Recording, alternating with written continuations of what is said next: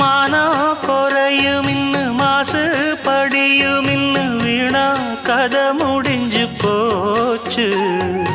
ஈசான மூலையில லேசான பள்ளி சத்தம் மாமன் பேர சொல்லி பேசுது. ஆறாத சோகந்தன்ன தீராம சேர்த்து வச்சு ஊரும் சேர்ந்து என்ன ஏசுது. மாமா மாமா உன்னத்தானே எண்ணி நானும் நாளும் தவித்தேனே.